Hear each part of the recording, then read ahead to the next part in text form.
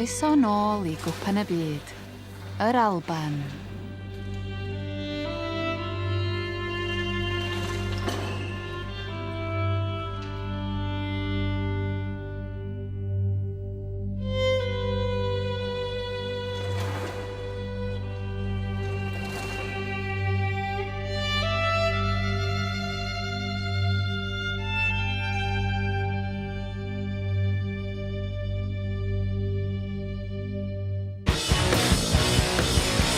Wrth I Ems rasio lawr ochr Anach Môr, sef 9 mynydd uchaf Prydain, bydd yn rhaid iddo roesi trac anfaddeuol sy'n llawn creigiau, neidiau a chorneli cas.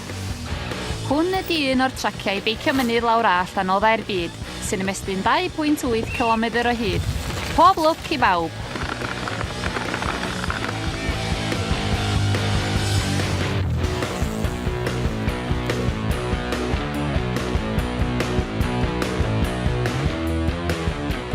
Mae Ems I lawr heb ddamwain na chamgymeriad. Tybed beth fydd ei safle wrth iddo groesir llinell derfyn.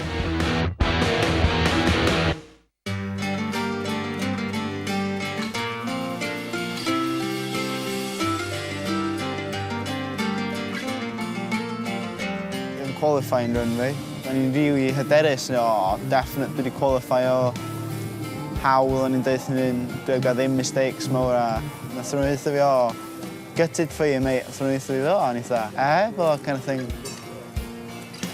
Ond nes I fynd allan bod fi wedi qualifio ac wedi dod yn 92nd place a bod fi off qualifying o 5 eiliad o beth o.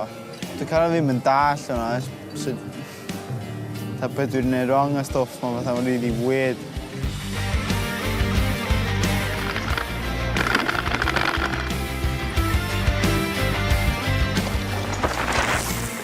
O'n jyst yn reid yn rhy cautious I safle crasio.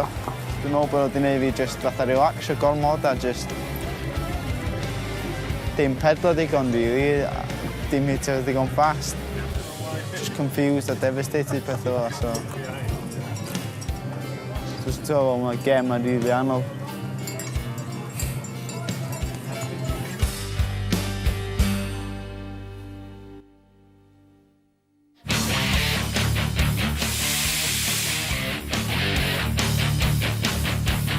Tri-2 bydd y chwaraeon. Off o fi'n y glaw. Croeso I Maribor, Slofenia. Aw!